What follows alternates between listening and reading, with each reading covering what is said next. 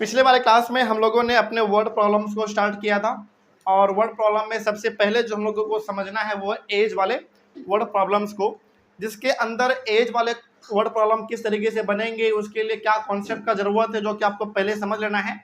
ये हम लोग समझ चुके थे, है ना। और एक सवाल भी हम लोग बनाए हुए थे एज वाले से। सेकंड नंबर पे हमारा क्वेश्चन ये वाला था, चूंकि समय कल था नहीं तो हो नहीं पाया था, तो आज हम लोग उसी सवाल से कंटिन्यू करेंगे। पहला हो चुका था तो दूसरे नंबर से स्टार्ट करेंगे। एक क्वेश्चन हम लोग आज और समझेंगे, यानी कि टोटल हमारा एज में 3 क्वेश्चन होगा, जो कि हम लोग एक कल कर चुके थे, 2 आज कर लेंगे तो एज वाला हमारा खत्म हो जाएगा। तो ओवरऑल कहने का मतलब यह है कि एज वाले वर्ड प्रॉब्लम्स को हम लोगों ने कल स्टार्ट कर लिया था। एज वाले वर्ड प्रॉब्लम्स में किन किन प्रकार के कॉन्सेप्ट्स को आपको ध्यान रखना है ये भी हम लोग समझ चुके थे, और एक सवाल भी हम लोग डिस्कस कर चुके थे, है ना। तो आइए आज हम लोग क्वेश्चन नंबर 2 से स्टार्ट करेंगे। हालांकि ये वाला क्वेश्चन 2 जो है वो कल आप लोगों ने लिखा था, जो लिखे थे उसको दोबारा मत लिखिएगा, और जो नहीं लिखे वो लिख लीजिएगा, ठीक है। आइए शुरुआत करते हैं सॉल्यूशन नंबर 2 से। शुरू करें, ध्यान से समझिएगा क्या इसमें लिखा गया है। देखो बोला गया है a father is 30 years older than his son। सबसे पहला बात यहाँ बोला गया कि एक पिता है, एक फादर है, जो कि अपने बेटे से कितना साल बड़ा है बताओ, 30 साल ज्यादा बड़ा है। इसका मतलब हुआ कि मान लीजिए सपोज करिए कि यदि बेटे का उम्र 5 साल है तो पिताजी उससे कितना ज्यादा बड़े हैं, 30 साल। तो इस हिसाब से पिताजी का एज कितना हुआ, 35। सिंपल मतलब कि एक फादर है जो अपने बेटे के उम्र से 30 साल ज्यादा है, और मान लीजिए सपोज करिए कि बेटे का उम्र मात्र 5 साल ही है, तो वो बेटे के उम्र से पिताजी 30 साल बड़े हैं। इसका मतलब है कि पिताजी का एज कितना अभी फिलहाल अभी सिंपल सा 35, हाँ या ना, बस। तो आइए, तो वही बात इसमें कहा गया है कि एक पिता है, एक पिताजी हैं जो कि अपने बेटे के उम्र से 30 साल ज्यादा बड़े हैं, ठीक। पहला बात समझ में आया। अगला, इन 12 years the man will B, अच्छा यहाँ पे वर्ड आ गया विल बी, किसका बात कर रहा है बताइए, फ्यूचर का बात कर रहा है। किसका बात कर रहा है, फ्यूचर का। 12 साल के बाद the man will be 3 times as old as his son। 12 साल के बाद उसके पिताजी का जो उम्र है वो कितना हो जाता है पता है, अपने बेटे के उम्र से 3 times। 3 times मतलब कितने से मल्टीप्लाई करना है, 3 से मल्टीप्लाई करना है। आपको कल बताया था हमने। तो पहला बात कि अभी फिलहाल का यदि हम लोग बात करें, तो फिलहाल यानी कि प्रेजेंट एज का यदि बात करें तो बेटे के उम्र से पिताजी का उम्र कितना ज्यादा है, 23 साल। पहला बात। दूसरा बात, 12 साल के बाद पिताजी का उम्र कितना हो जाता है अपने बेटे से, 3 गुना ज्यादा हो जाता है। 3 times का मतलब 3 गुना ज्यादा हो जाता है। 3 से मल्टीप्लाई करना है हमको। फाइंड देयर प्रेजेंट एजेस, तो हमको दोनों का क्या निकालना है, प्रेजेंट एज निकालना है। तो सबसे पहले आप हमको यहाँ पे एक बात बताइए, पिताजी का उम्र अपने बेटे की उम्र से 30 साल ज्यादा है, तो क्या आपको बेटे का उम्र पता है? पहले किसका पता करोगे, पिताजी का या बेटे का? बेटे का, क्योंकि एक बार यदि बेटे का उम्र हमको पता चल गया तो बेटे की उम्र में 30 साल क्या कर देना है, बस प्लस कर देना है, पिताजी का उम्र आ जाएगा। तो बेटे का उम्र मान लेंगे हम लोग, let the age of son be x, ठीक है। तो यहां पे मान लेंगे हम लोग let the age of son be x. X years लिख दो, कोई दिक्कत नहीं है, एक्स भी चलेगा या फिर एक्स ईयर्स भी ठीक है, सिंपल। तो हमने मान लिया कि बेटे का जो उम्र है वो एक्स ईयर्स है, तो इस हिसाब से पिताजी का उम्र कितना होना चाहिए, एक्स प्लस 30, क्योंकि बेटे का उम्र जो भी है उससे कितना ज्यादा बड़े हैं वो, 30 साल ज्यादा बड़े हैं। तो बेटे का उम्र हमने माना एक्स, तो पिताजी का उम्र कितना हो जाएगा, एक्स प्लस 30 हो जाएगा, क्योंकि 30 साल वो ज्यादा है। तो यहां पे आप लिखेंगे द एज ऑफ किसका, father, the age of father be, पिताजी का एज हो जाएगा एक्स प्लस 30 ईयर्स। बताइए, ये दोनों का अभी फिलहाल क्या निकाला हमने, प्रेजेंट एज। बेटे का अभी फिलहाल उम्र है एक्स ईयर्स, और पिताजी का उम्र अभी फिलहाल है एक्स प्लस 30 ईयर्स, और ये दोनों का क्या है, प्रेजेंट एज हमने मान लिया है, ठीक है। आइए, अब क्या बोला गया था, इन 12 ईयर्स यानी कि 12 साल के बाद का बात कर रहा है। तो आप यहां पे लिखोगे आफ्टर कितने ईयर्स, 12 ईयर्स। और आफ्टर 12 ईयर्स का मतलब यहाँ पे विल भी लगा हुआ था, मतलब किसका बात कर रहा है, पास्ट का, प्रेजेंट का या फ्यूचर का? फ्यूचर का बात कर रहा है। तो 12 साल के बाद क्या होता है, 3 गुना हो जाता है उसके पिताजी का एज। तो वो तो हम लोग बाद में देखेंगे। पहले आप ये बताइए 12 साल के बाद बेटे का उम्र भी तो बढ़ेगा, पिताजी का भी तो उम्र बढ़ेगा। तो पहले ये पता करो कि 12 साल के बाद दोनों का एज कितना हो जाएगा। ठीक है, तो 12 साल के बाद बताओ बेटे का कितना होगा? x + 12 हो जाएगा। और पिताजी का उम्र कितना होगा? x + 30 + 12। हमने क्या बोला था, चाहे बात फ्यूचर का करे चाहे बात पास्ट का करे, हमेशा आपको जोड़ना है फिर घटाना किस में है? प्रेजेंट एज में घटाना है, जोड़ना है। जैसे पास्ट के बारे में बात करेगा, पहले के बारे में जो बीत गया, प्रेजेंट एज में माइनस करना है। फ्यूचर के बारे में बात करेगा, प्रेजेंट एज में प्लस कर देना है। तो यहाँ पे फ्यूचर के बारे में बात हो रहा है, तो बताइए 12 साल के बाद बेटे का उम्र कितना होगा? x + 12, और पिताजी का x + 30 तो यहाँ पे है ही, इसमें भी 12 प्लस कर देंगे। क्या ऐसा होगा कि बेटे का उम्र बढ़ गया, पिताजी का उम्र बढ़ा ही नहीं 12 साल के बाद? अरे टाइम तो सबके लिए बराबर है कि नहीं? तो यहाँ पे हो जाएगा the age of son will be x + 12 years, यानी कि 12 साल के बाद बेटे का उम्र हो जाएगा x + 12 ईयर्स। उसी प्रकार से पिता का जो एज है वो हो जाएगा the age of father will be x + 30 तो रहेगा ही, अभी तो इसका प्रेजेंटेज यही है, इसमें भी +12 हो जाएगा। और इसको आप चाहे तो इसको सॉल्व भी कर लीजिए। यहीं पे सॉल्व करेंगे कितना हो जाएगा? x + 42 years. कोई दिक्कत समझ में आई है बात? जल्दी बताइए। आ गया अगला। तो फिलहाल बेटे का एज था प्रेजेंट एज x, पिताजी का एज कितना था प्रेजेंट वाला? x + 30। 12 साल के बाद बेटे का कितना हो जाएगा? x + 12, यानी कि 12 साल बढ़ जाएगा, उसमें ऐड हो जाएगा, 12 साल वो ज्यादा हो जाएगा। और पिताजी का उम्र भी 12 साल के बाद तो बढ़ेगा ना 12 साल, तो इसका एज कितना हो जाएगा 12 साल के बाद? x + 42 ईयर्स हो जाएगा। ठीक है, अब हम कह रहे हैं अकॉर्डिंग टू द क्वेश्चन, हम कह रहे हैं कि 12 साल के बाद दोनों का उम्र सेम होगा। अब समझिए ध्यान से, यहाँ पे ट्विस्ट हम क्या देना चाह रहे हैं, समझिए ध्यान से। हम कह रहे हैं कि 12 साल के बाद दोनों का उम्र सेम होगा, लेकिन क्वेश्चन कहता है कि नहीं, 12 साल के बाद the man will be 3 times as old as his son. Man मतलब पिताजी का उम्र। पिताजी का उम्र कौन सा है? ये वाला है। तो 12 साल के बाद पिताजी जो है ना, वो अपने बेटे की उम्र से 3 गुना ज्यादा हो जाता है। 3 गुना मतलब 3 से मल्टीप्लाई। ये कितना ज्यादा है बताओ? 3 times ज्यादा है। मतलब इसमें कितने से मल्टीप्लाई किया गया है? 3 से। क्या आपको दिख रहा है कहीं से, कहीं पे 3 से मल्टीप्लाई किया गया हुआ दिख रहा है क्या? नहीं। लेकिन सवाल यदि कह रहा है कि 3 times से ज्यादा हो जाता है, इसका मतलब मान लेना कि 3 गुना पहले से ज्यादा है। और अब आपको करना है बराबर। तो फिर से आपके पास 2 ऑप्शन है। यदि ये 3 गुना ज्यादा है तो 3 गुना इधर भी मल्टीप्लाई कर दो। पहला काम आप ये कर सकते हैं बराबर करने के लिए। या फिर यदि ये 3 गुना ज्यादा है तो 3 गुने से इसको क्या कर दो? डिवाइड कर दो, फिर भी बराबर हो जाएगा। लेकिन हमने आपको सबसे अच्छा क्या बोला है? मल्टीप्लाई करने वाला। तो सवाल में बोला गया था कि ये 3 गुना ज्यादा है, 3 times हो जाता है ये, तो 3 टाइम इधर भी क्या कर देंगे? मल्टीप्लाई। तो इसमें मल्टीप्लाई करना है 3 से। बस अब इसको सॉल्व करना है, बस सिंपल सा। क्या सवाल समझ में आया सबको? एक बार फिर से समझ लीजिए, बहुत इंपॉर्टेंट था। बोला गया था कि फिलहाल प्रेजेंट एज का हम लोग बात करें तो प्रेजेंट एज का बात इसमें यह था कि पिताजी का जो उम्र है ना, अपने बेटे की उम्र से कितना ज्यादा है? 30 साल ज्यादा है। तो सबसे पहले आपको किसका एज पता करना पड़ेगा बताओ? बेटे का। तो बेटे का हमने मान लिया क्या प्रेजेंट एज? x मान लिया। तो इस हिसाब से पिताजी का फिर प्रेजेंट एज कितना हो जाएगा? x + 30, क्योंकि कितने साल बड़े हैं वो? 30 साल बड़े हैं, तो x + 30। उसके बाद 12 साल के बाद का बात होगा। तो 12 साल के बाद बेटे का भी 12 साल बढ़ेगा उम्र, पिताजी का भी 12 साल उम्र बढ़ेगा। ऐसा थोड़ी होगा कि मेरा 12 साल के बाद उम्र बढ़ गया, पिताजी की उम्र नहीं बढ़ा। ऐसा नहीं होता, दोनों का बढ़ेगा। तो 12 साल के बाद बेटे की उम्र कितना हो जाएगा? x + 12, क्योंकि फ्यूचर का बात कर रहा है, और फ्यूचर का बात जब भी करते हैं तो हम क्या करते हैं? प्रेजेंट एज में प्लस करते हैं। प्लस हमने किया। उसके बाद पिताजी का भी उम्र 12 साल बढ़ेगा, तो हमने इसमें भी प्लस किया। इसको हमने सॉल्व किया, x + 42 आया। सिंपल। अब हमने कहा कि दोनों क्या है? बराबर है। लेकिन सवाल कह रहा है कि नहीं, बराबर नहीं है। पिताजी जो है वो 12 साल के बाद क्या हो जाते हैं?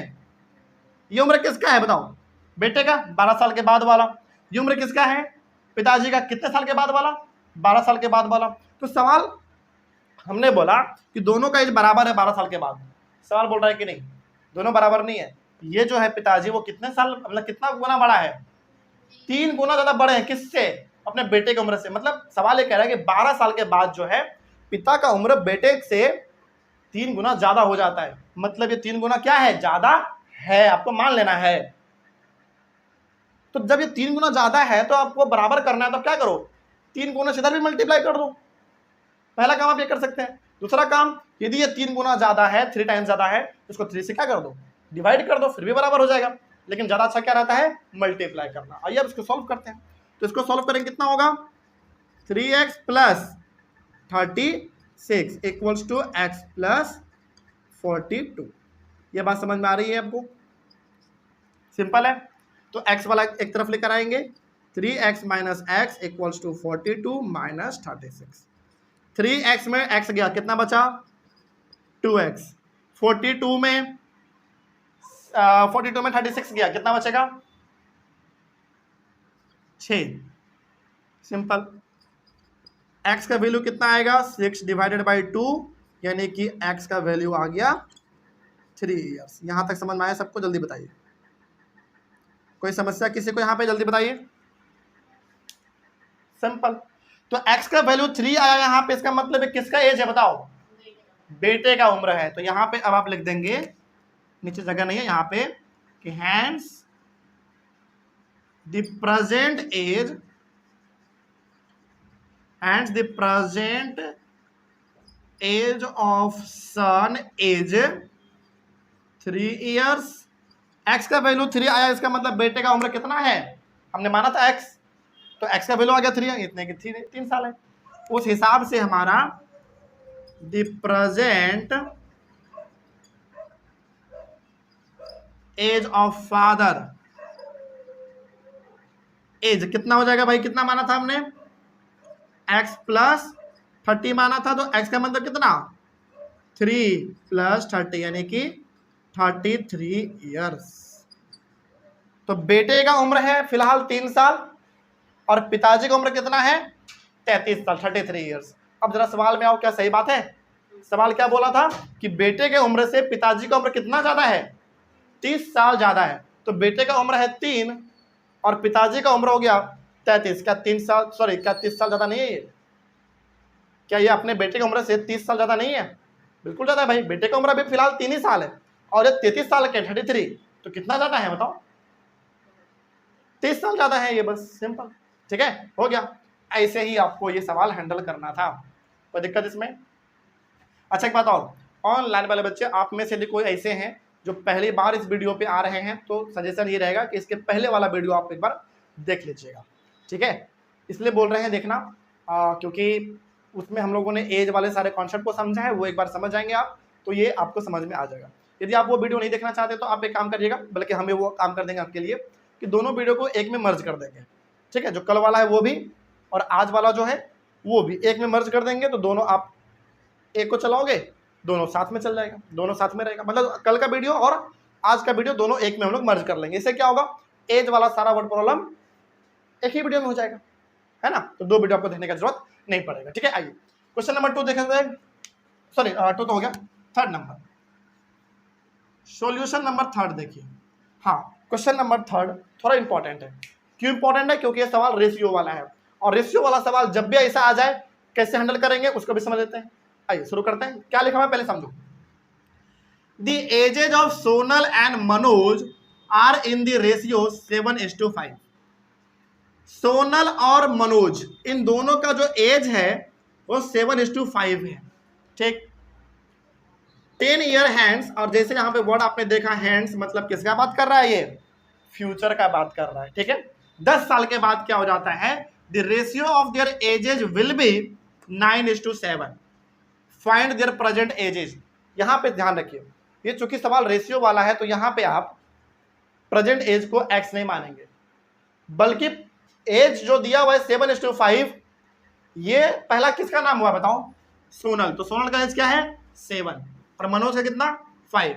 तो रेशियो वाले सवाल में हम लोग x नहीं मानते एज को, यहीं पे मान लेंगे 7x और ये 5x। रेशियो वाला सवाल हमने आपको बार बार बोला है, क्लास 6 में भी 7 में भी हमने कई बार बोला है और अभी भी बोल रहे हैं, जब भी रेशियो वाला सवाल आए उसको x के साथ इंक्लूड कर दो।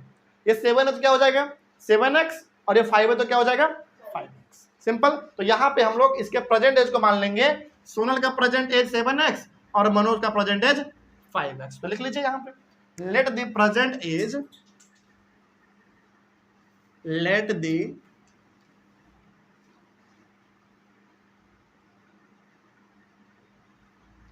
the present age of Sonal be 7x। उसी प्रकार से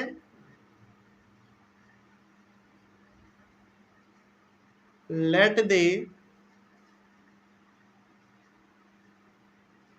present age of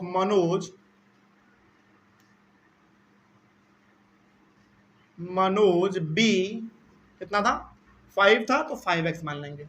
मतलब इसमें हम लोग रेशियो वाले सवाल में x वगैरह नहीं मानते हैं, सिंपल सा जो रेशियो दिया हुआ उसी के साथ x इंक्लूड कर देंगे। तो प्रेजेंट एज हम लोगों ने मान लिया सोनल का 7x और मनोज का कितना 5x। सिंपल। तो अब आपको ये मान के चलना है कि आपको दोनों का प्रेजेंट एज पता है, सोनल का 7x और मनोज का 5x। ठीक है। आइए अब सवाल में क्या बोला गया था, 10 ईयर हैंड्स, मतलब 10 साल बाद का बात कर रहा है, यानी कि फ्यूचर का बात कर रहा है। तो यहां पे आप लिखेंगे after 10 years, after 10 years, after 10 years, 10 साल के बाद। 10 साल के बाद क्या होगा वो हम लोग बाद में देखेंगे, पहले आप ये देखो 10 साल के बाद दोनों का उम्र तो 10 साल बढ़ेगा, यानी कि 10 साल के बाद सोनल का कितना हो जाएगा 7x प्लस 10, मनोज का कितना हो जाएगा 5x प्लस 10। सिंपल, दोनों का 10-10 बढ़ जाएगा। तो यहां पे आप लिखेंगे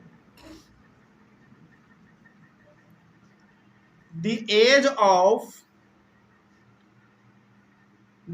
of Sonal will be, यानी कि 10 साल के बाद सोनल का जो एज है वो हो जाएगा 7x प्लस 10 ईयर्स, इतना हो जाएगा सोनल का। उसी प्रकार से the age of Manoj will be 5x plus 10 years, Manoj का हो जाएगा 5x प्लस 10 ईयर्स 10 साल के बाद। अब अकॉर्डिंग टू द क्वेश्चन हम कह रहे दोनों का एज बराबर हो जाएगा 10 साल के बाद। समझेगा ध्यान से, हम कह रहे हैं कि दोनों का एज 10 साल के बाद क्या हो जाएगा बराबर हो जाएगा।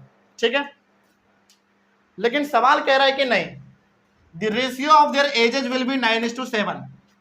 उसका जो रेशियो मतलब उसका जो 10 साल के बाद उम्र है वो 9:7 होगा। क्या 9:7 को क्लास 6 याद करिएगा, यहाँ पे 9:7 लिखा हुआ है, तो क्या हम लोग इसको ऐसे लिखते थे 9/7? बताओ, बिल्कुल लिखते थे। तो यहाँ पे अच्छा ये तो ऐसा है, तो फिर यहाँ पे रेशियो वाला था हमारा तो ऐसा होगा, तो यहाँ पे भी हमारा ऐसा बदल जाएगा, इतना divided by 5x plus 10 equals to 9/7। अब समझिए ऐसा क्यों हुआ है, समझिए पहले ध्यान से। हम बोल रहे हैं, मतलब सवाल में है कि 10 साल के बाद सोनल का एज 7x प्लस 10 हो जाएगा, मनोज का एज 10 साल के बाद 5x प्लस 10 हो जाएगा। इतना समझना है सबको। अगला बोला गया था कि दोनों का 10 साल के बाद जो है ना एज इस रेशियो में हो जाएगा, इस रेशियो में। तो जब इस प्रकार का रेशियो दिया हुआ है, इसका मतलब है कि आप उसको किसमें लिखो, फ्रैक्शन में लिखो। ठीक है, और जब आप इसको फ्रैक्शन में लिखेंगे तो इसको भी फ्रैक्शन में लिखना पड़ेगा, ये नियम होता है। ठीक है। अच्छा, आपके मन में ये सवाल क्यों नहीं आया कि सर आपने तो बोला था कि रेशियो रहे तो उसको x के साथ इंक्लूड कर देना है, तो यहाँ पे होना चाहिए था 9x और 7x। वो केवल एक बार होता है, ऊपर में, हर बार नहीं। ऊपर में था ना 7:5, तो हमने क्या माना इसको 7x और 5x, वो केवल एक बार, वो भी ऊपर में होगा बस, जो कि हमने यहाँ पे मान लिया है, नीचे नहीं। नीचे जैसा है वैसा ही रहेगा, सिंपल। तो इसका मतलब हुआ कि 10 साल के बाद सोनल का जो एज है वो 9 हो जाता है, और 9 रेशियो में है, और मनोज का एज जो है वो 7 हो जाता है। तो इसका रेशियो ये है और इसका रेशियो ये है, इस प्रकार से लिख देंगे। कोई दिक्कत है इसमें? बस अब इसको सॉल्व करना है, आइए सॉल्व करते हैं। बताइए क्या करना चाहिए इस प्रकार के सिचुएशन में?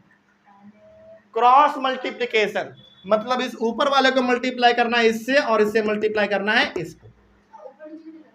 नहीं वैसे नहीं, 7 से मल्टीप्लाई करेंगे इसको 7x + 10 को, और 9 से मल्टीप्लाई करेंगे 5x + 10 को। समझ में आ रही है बात? सिंपल है। इस पूरे को मल्टीप्लाई करना है हमने इससे, तो इसको ऐसे लिख देंगे, और इससे मल्टीप्लाई किया हमने इसको, तो ऐसे लिख देंगे। सिंपल है।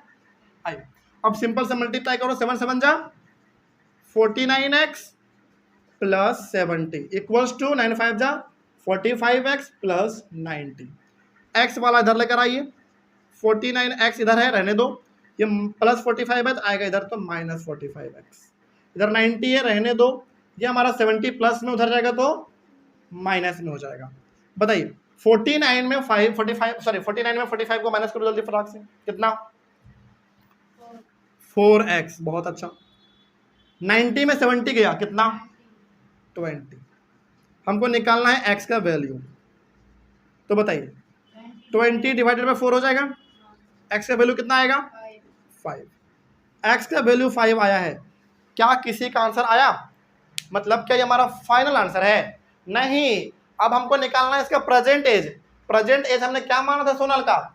7x, तो 7 × x के जगह पे कितना लिख देंगे? 5, तो सोनल का प्रेजेंट एज आ जाएगा। उसी प्रकार से मनोज का निकालना है। आइए तो उसके बाद यहाँ पे लिख लीजिएगा कि hence the present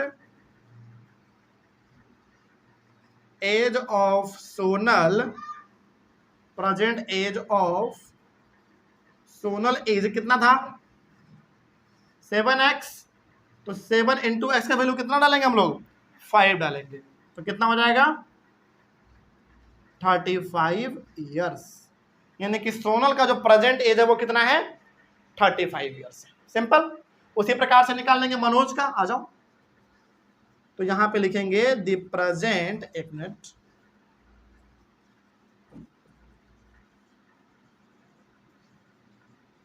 the present age of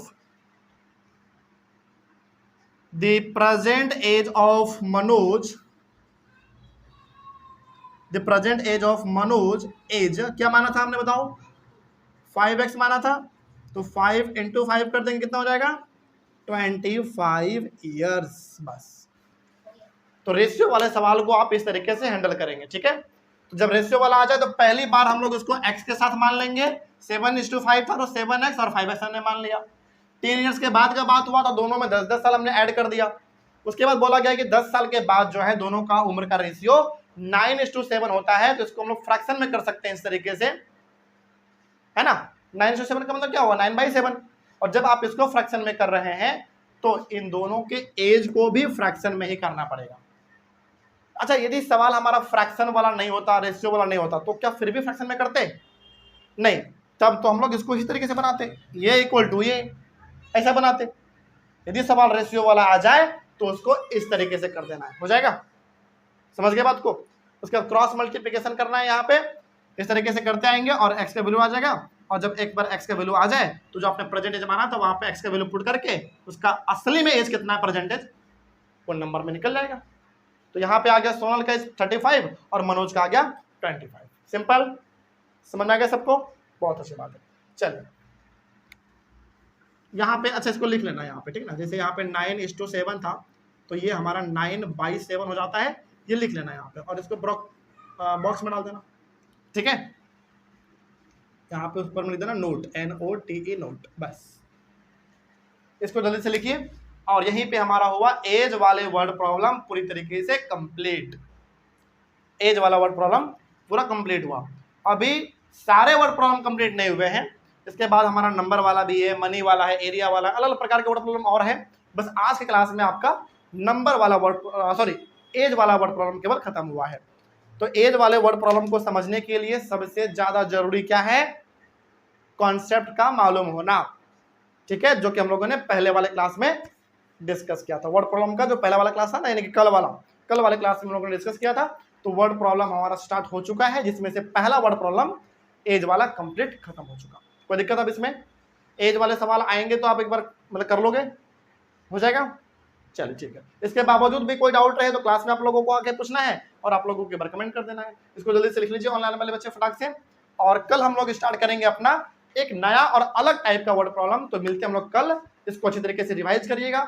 as वाले वर्ड प्रॉब्लम को जब हम कल बता रहे थे, स्टार्ट किया था जब हमने, तो हमने आपको एक बात बताया था कि एज वाले वर्ड प्रॉब्लम इतने इंपॉर्टेंट है, इतने इंपॉर्टेंट है कि इन्हीं सारे कॉन्सेप्ट का इस्तेमाल आप क्लास 8 में भी करेंगे, 9 में भी करेंगे और 10 में भी करेंगे। तो ये वाला वर्ड प्रॉब्लम थोड़ा सा एज वाला ज्यादा इंपॉर्टेंट इसलिए भी हो जाता है क्योंकि इसका हिस्सा कुछ आपको 8 में देखने को मिलेगा, 9 में भी देखने को मिलता है और 10 में भी देखने को मिलता है। जिसको अच्छी तरीके से समझ लीजिएगा। जहां डाउट हो वीडियो को एक बार दोबारा रिवर्स करके देख लीजिएगा, वीडियो को पॉज करके सोचिएगा कहां पे क्या हुआ है, सब कुछ आपको समझ में आ जाएगा। लेकिन एक बात और कि एज वाले को समझने से सबसे पहले आपको कॉन्सेप्ट पता होना चाहिए जो हम लोगों ने कल डिस्कस किया था। ठीक है, चलिए तो मिलते हैं हम लोग अपने अगले क्लास में कुछ और नए प्रकार के वर्ड प्रॉब्लम्स के साथ। तब तक के लिए thank you very much and have a nice day.